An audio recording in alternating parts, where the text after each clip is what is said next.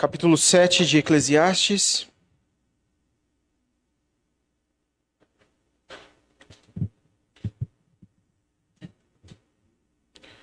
Nós leremos até o versículo 8. Versículo 1 ao versículo 8.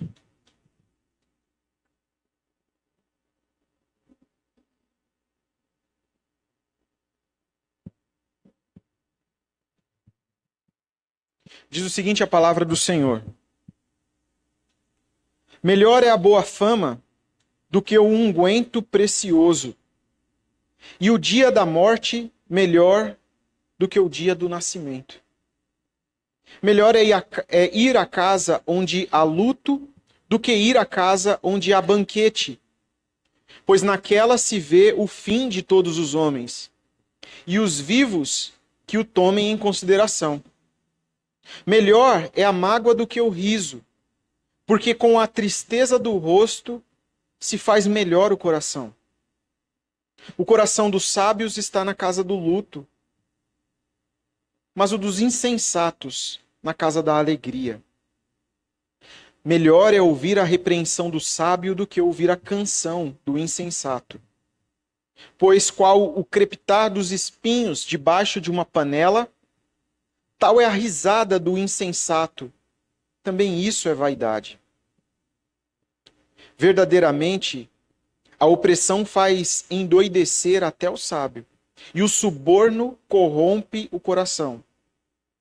Melhor é o fim das coisas do que o seu princípio. Melhor é o paciente do que o arrogante. Até aqui a palavra do Senhor.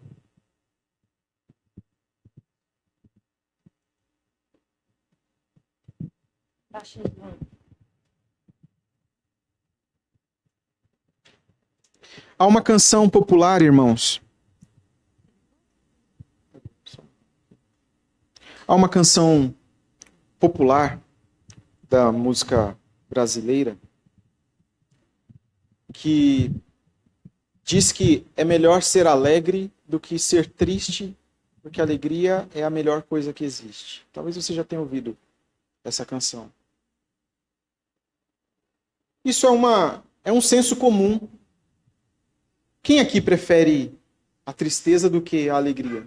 Todo mundo prefere a alegria, todo mundo prefere os momentos de festa, ao invés dos momentos de dor, de adversidade, de luto.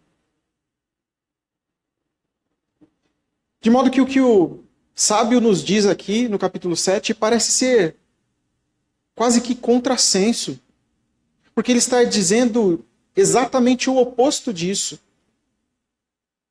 O sábio está dizendo aqui com todas as palavras que é melhor ser triste do que alegre. É melhor a casa onde há luto do que a casa onde há festa. Melhor é o fim das coisas do que o princípio delas. Por que será que o sábio está dizendo essas coisas e nos ensinando esses preceitos?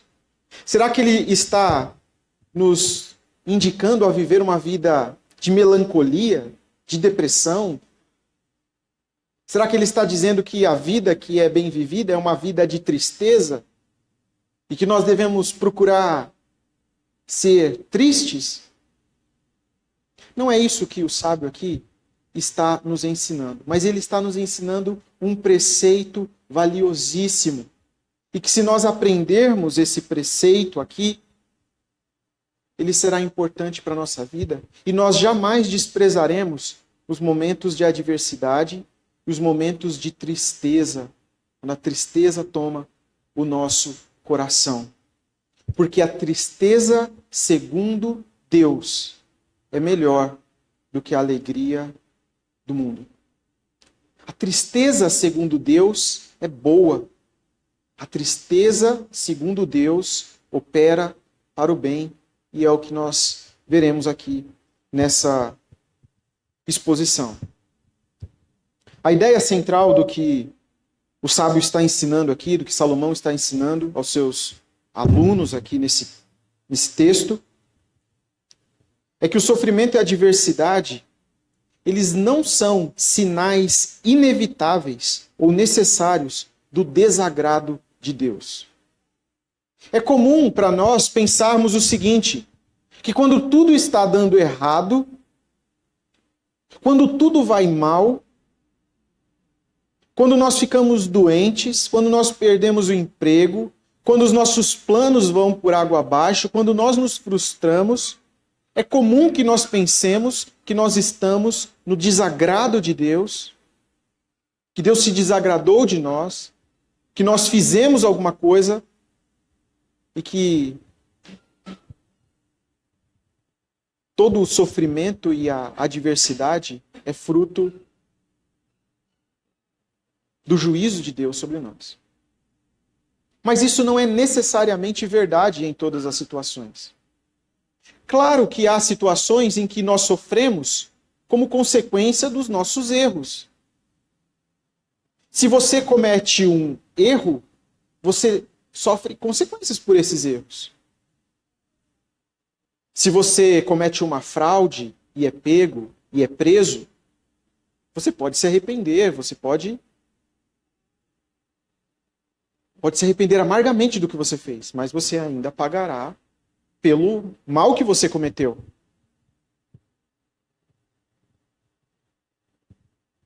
Os erros que nós cometemos, eles trazem, sim, consequências. Mas o que nós observamos aqui é que nem sempre, e aí a lógica inversa nem sempre é verdadeira, ou seja, nem sempre quando nós sofremos ou quando nós passamos por diversidade, significa que é sinal de punição por algum pecado específico ou sinal do desagrado de Deus.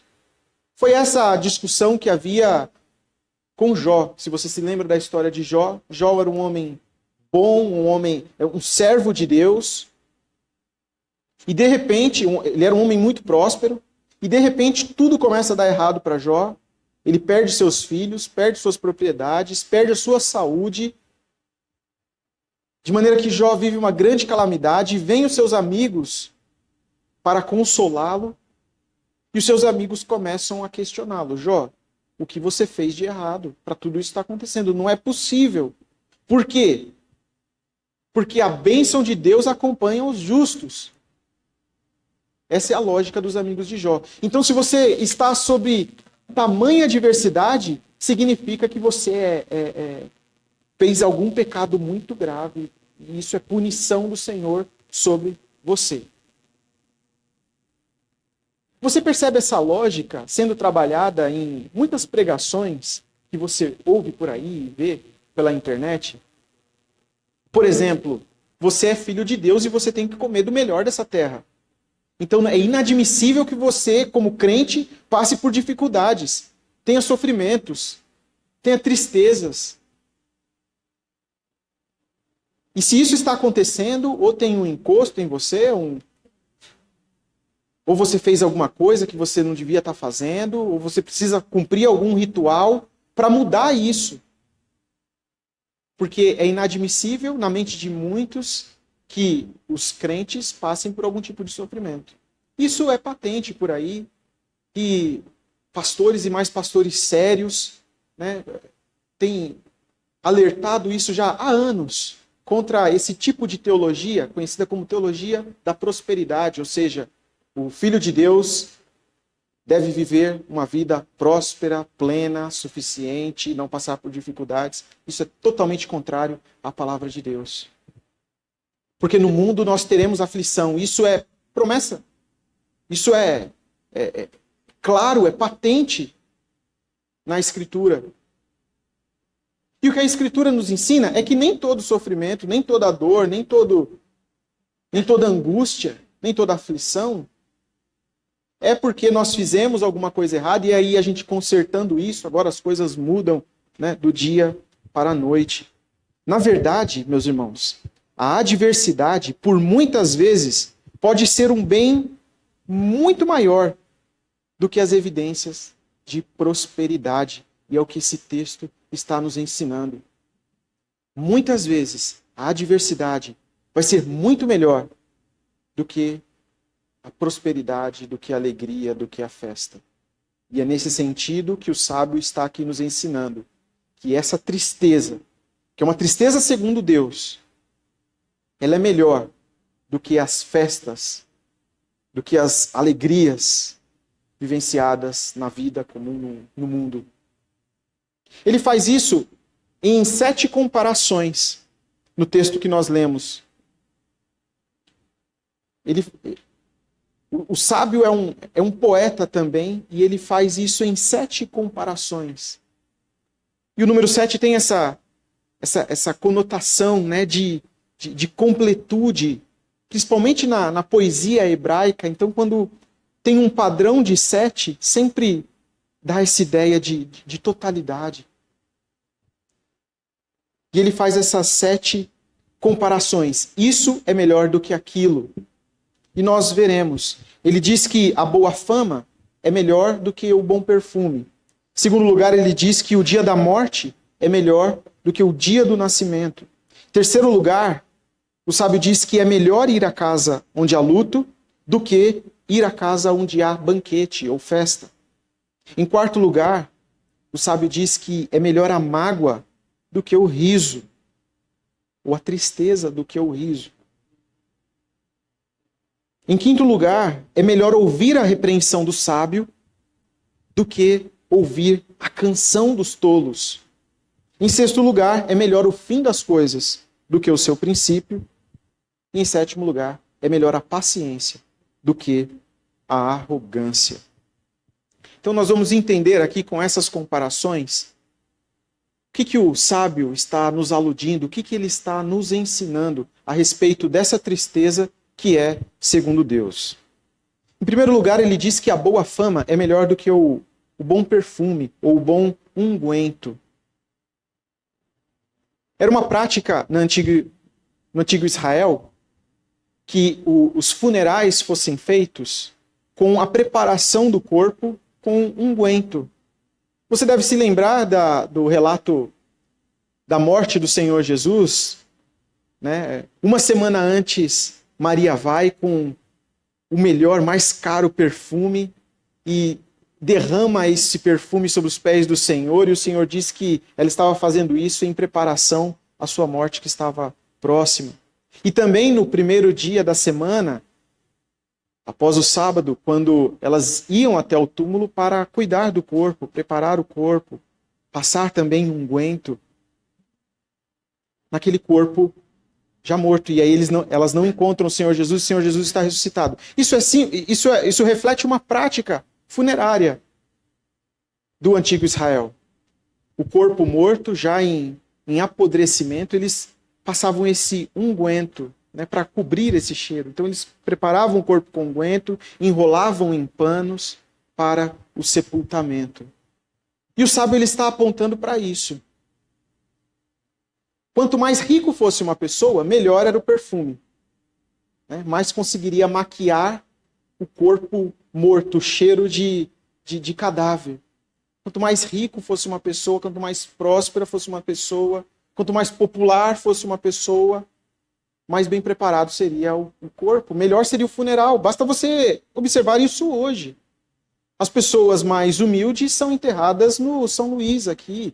Pessoas mais ricas são enterradas com pompa e em cemitérios que são, né, muito chiques. E você tem níveis diferentes de sepultamento. E aqui também era assim. E o que o sábio está aludindo? É que é melhor ter uma boa fama do que um bom perfume, do que um bom unguento. No fim de tudo, é melhor olhar para aquela pessoa, né, estar diante daquela pessoa. É melhor que ela tivesse cuidado de ter uma boa fama do que da prosperidade em si.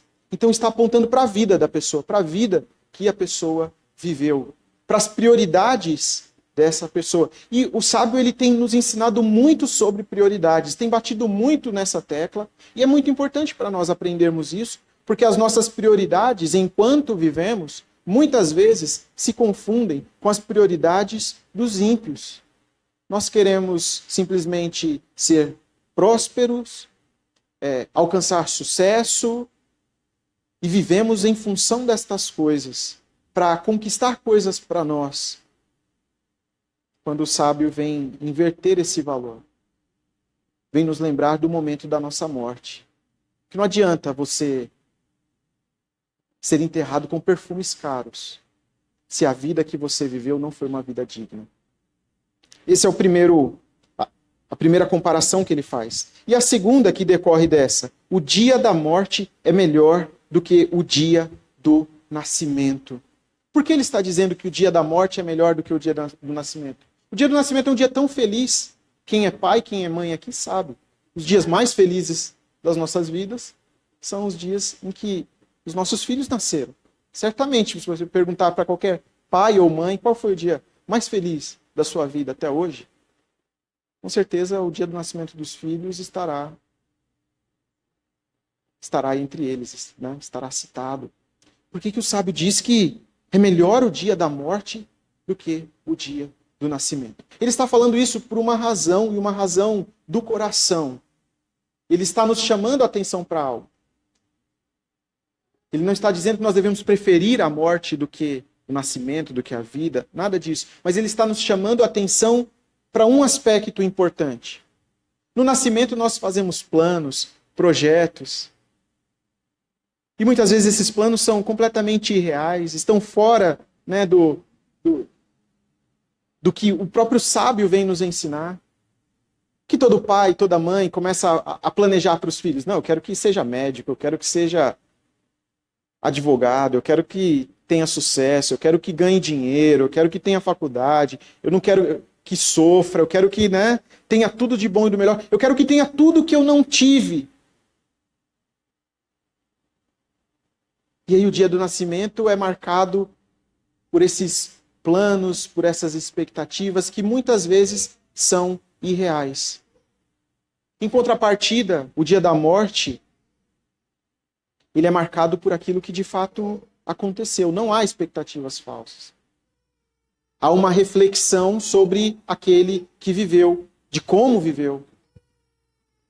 E há uma lembrança ao coração daqueles que encaram a morte, o dia da morte, que um dia também isso acontecerá conosco.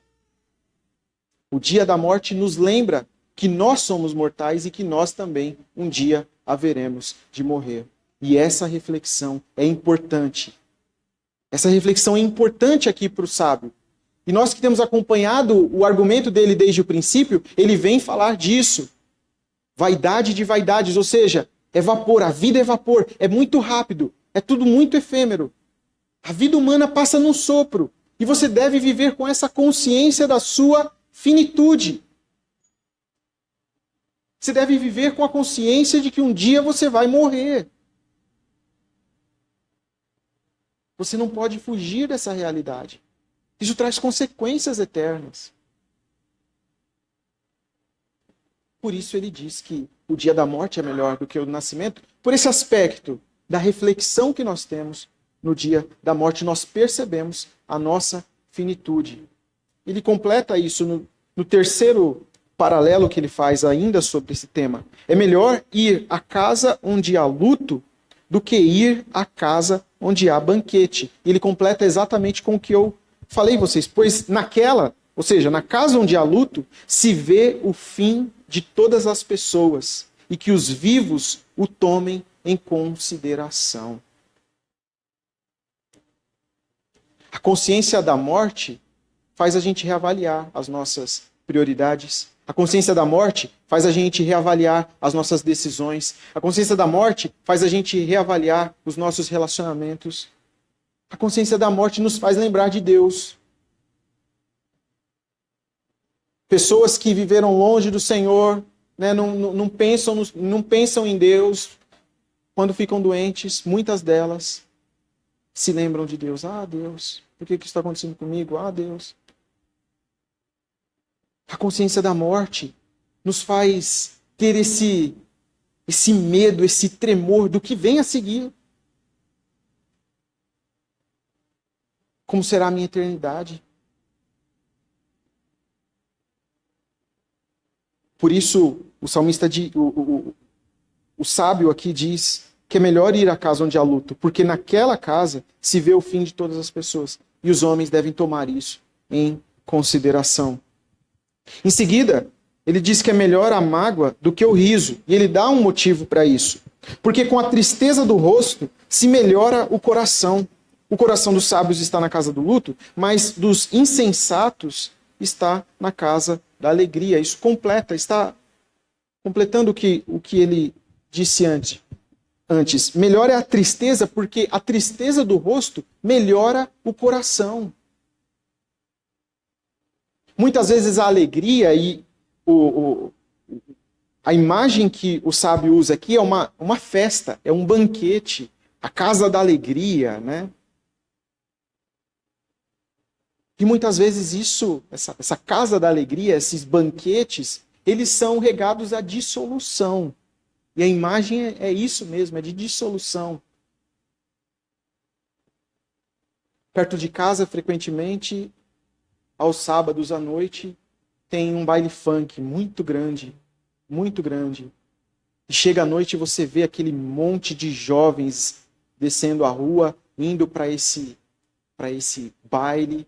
E de manhã, quando a gente sai para vir para a igreja, a gente os vê assim na rua, né, jogados, drogas e tantas outras coisas que eles fazem de errado. Dissolução. Você vai perguntar para eles, eles falam, isso aqui é vida boa, isso aqui é alegria. Estamos em festa. Mas isso é dissolução. E certamente essa dissolução não está melhorando o coração deles. Em contrapartida, a tristeza, e essa tristeza que vem de Deus, ela melhora o nosso coração. Quantas vezes você já não se pegou muito triste e isso não te fez ir até Deus em oração? A alegria, por muitas vezes, nos aliena de todas as coisas.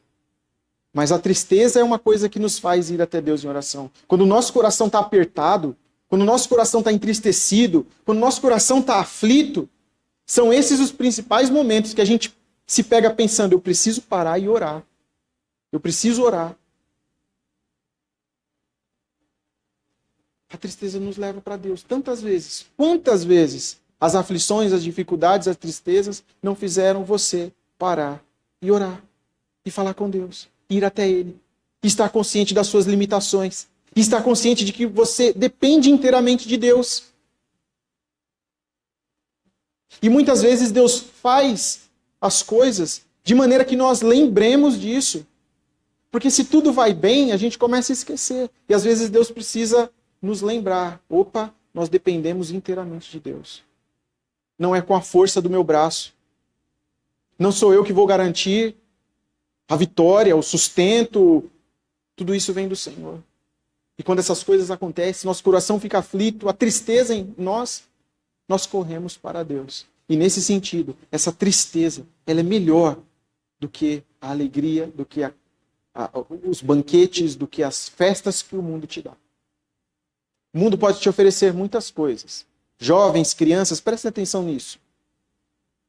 Porque certamente o mundo, as pessoas, a sociedade, os seus amigos, vão vir com ofertas para você ser feliz, ser mais feliz. Vão falar, por que você está vivendo na igreja? Por que você é crente? Por que você não aproveita com a gente? E você vai se sentir tentado a fazer isso. Você vai se sentir profundamente tentado, você vai sentir raiva dos seus pais, porque os seus pais estão te proibindo de aproveitar o que você quer aproveitar. Então, crianças, adolescentes, jovens, lembre-se o que o Senhor está te ensinando, o que o Senhor te ensina hoje. Essas festas, esses banquetes, essa alegria que o mundo te oferece, vai te conduzir à morte. Por outro lado, a tristeza que vem de Deus, você reconhecer que você está com o Senhor e você rejeitar essa alegria que o mundo te oferece, te leva para um caminho de vida. Então não se esqueça disso. Da mesma maneira, a quinta comparação, ouvir a repreensão dos sábios é melhor do que ouvir a canção dos tolos. Nós vivemos em um tempo onde as pessoas têm coceiras nos ouvidos e não aceitam nenhum tipo de repreensão. Hoje, muito mais do que antigamente. Porque nós vivemos num tempo em que as pessoas... É conhecido como o relativismo dos nossos tempos. O que isso significa? Significa que cada um tem a sua verdade. Cada um tem a sua opinião, e a sua opinião é uma verdade absoluta, e ninguém pode ser contrariado. E isso se reflete na sociedade e começa a se refletir em nós e nos nossos filhos. Ninguém aceita ser contrariado, ninguém aceita ser exortado. E quando isso acontece, a pessoa fica revoltada. Como você pode fazer isso? Como você pode falar isso? Como você pode me confrontar dessa maneira? A palavra do Senhor diz que nos últimos tempos as pessoas iriam ter coceira nos ouvidos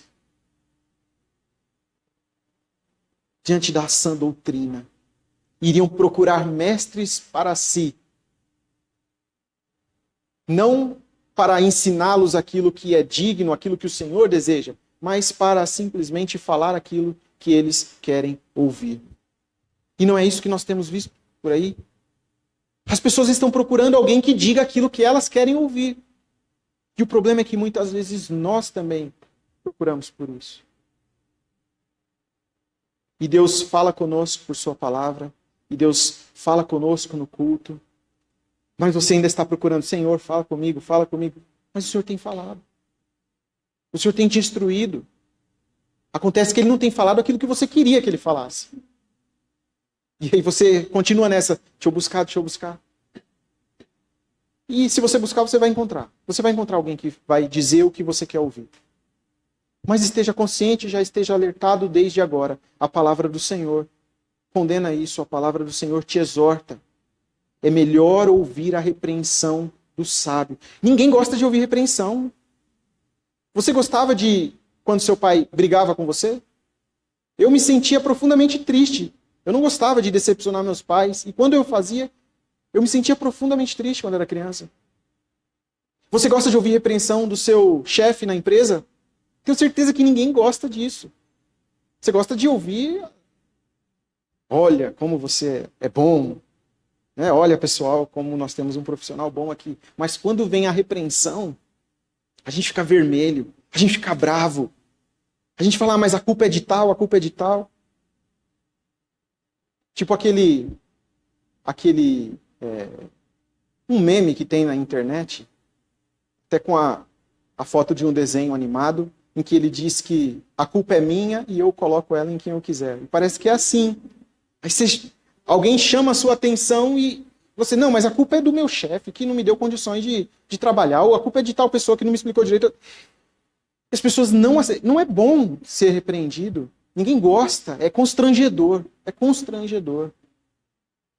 E olha que isso é constrangedor até diante da palavra do Senhor, porque a palavra do Senhor revela os nossos pecados. A palavra do Senhor revela as nossas iniquidades. E quanto mais elas são expostas, mais desconfortáveis nós ficamos. Até que nós confessamos os nossos pecados ao Senhor.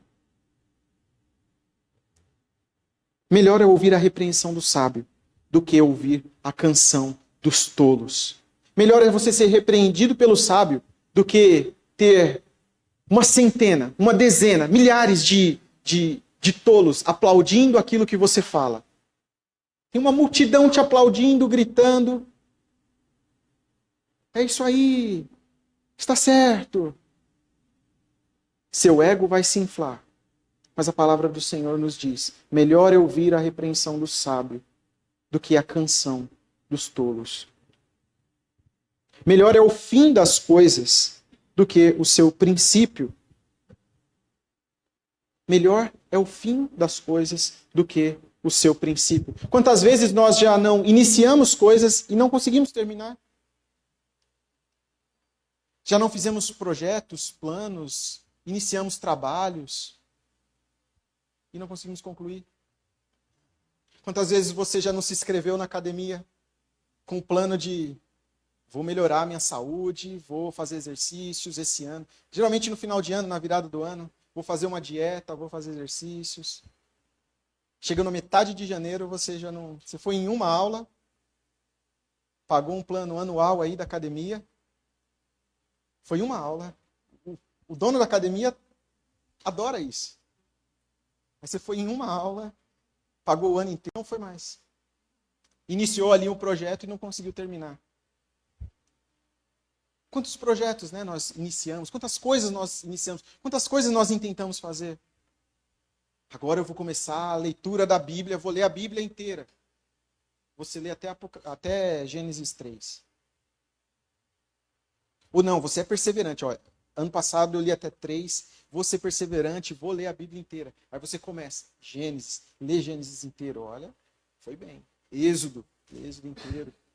Olha, foi bem, foi fácil. Números, lê Números inteiro. Aí chegou em Levítico. Aí complicou, né?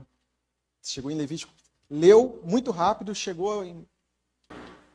Em março você já estava terminando Números. Em dezembro você estava em Levítico 1. Você desanimou, você parou. E quantos exemplos nós não podemos dar de coisas que são iniciadas com muitos planos, né, e que a gente não consegue concluir? O sábio mesmo nos ensina em Provérbios que o homem pode fazer planos, mas a resposta da língua vem do Senhor. Por isso, o fim das coisas é melhor do que o princípio delas. Concluir as coisas é melhor do que iniciar as coisas. Um conflito entre realidade e expectativas. Não adianta você começar muito bem a caminhada, e é essa a ideia aqui, e depois desanimar. Quantos começam bem a caminhada? Quantos começam a caminhada cristã, animados, firmes, crentes de verdade? E o tempo vai passando, e vem dificuldades, e vem situações, e vem tentações, e vem pecados, e aí isso vai desanimando, e a coisa não termina bem. A coisa não termina bem. Será que esse não é o seu caso? Começou bem, mas agora já não está mais tão bem?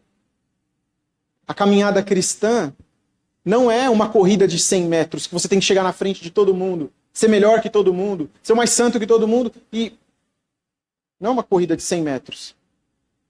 Caminhada cristã é uma maratona.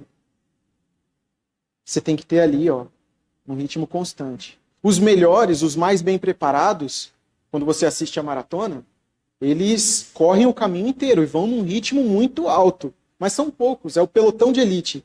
Vão num ritmo muito alto e conseguem correr essa maratona muito bem. Mas a maioria ali, tirando aqueles que entram por zoeira, a maioria que entrou sério na maratona, ele vai correr um pouco, depois ele vai andar, aí ele vai descansar um pouquinho, mas ele vai continuar andando, ele não para, ele continua.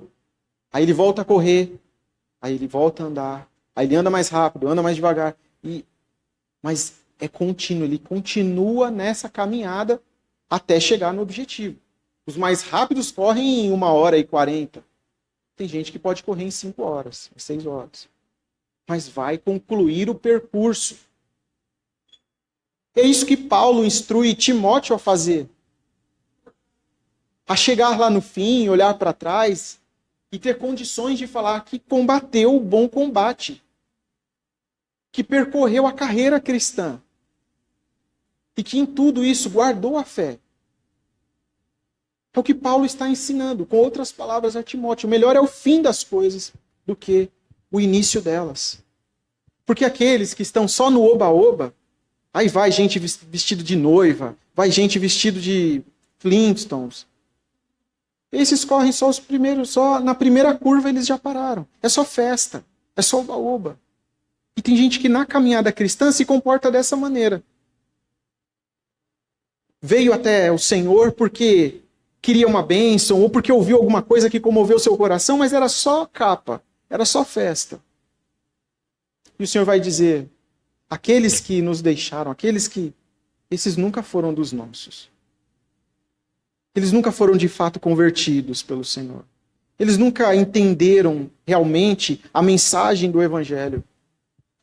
Melhor é o fim das coisas, melhor é completar as coisas do que o princípio delas. E melhor é a paciência do que a arrogância. Aguardar o tempo de Deus é melhor do que se irritar com a indefinição das coisas. Quando é dito que a tristeza é melhor do que a alegria, nós estamos assim, dia após dia, diante de dificuldades, de sofrimentos. A melhor atitude é esperar em Deus. Os que confiam no Senhor têm as suas forças renovadas.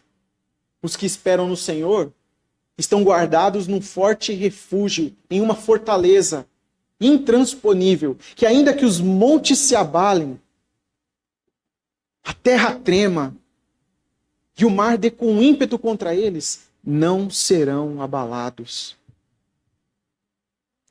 Melhor é esperar no Senhor do que a impaciência, do que a precipitação, do que a arrogância de achar que você tem condições, que você é bom, que você pode resolver, que as coisas estão nas suas mãos. Achar que as coisas estão nas suas mãos é arrogância. Entender e confiar que elas estão nas mãos de Deus é paciência. Melhor é a paciência do que a arrogância. Concluindo, meus irmãos, existe uma tristeza que é uma tristeza proveitosa. Existe uma tristeza que é uma tristeza segundo Deus. Ela é boa. Primeiro porque há uma promessa em relação à tristeza que é segundo Deus. Mateus 5, versículo 4. Bem-aventurados os que choram, porque serão consolados. Há uma promessa de consolo santo do Senhor, aqueles que choram. E qual é a tristeza que é consolada? Qual é a tristeza que tem qual é esse choro que é consolado? No versículo 5, no versículo 4 do capítulo 5 de Mateus. Que choro é esse? É qualquer choro? Não é qualquer choro. Para você entender qual é essa tristeza que é segundo Deus, eu te convido a abrir em 2 Coríntios, capítulo 7, dos versículos 8 a 11.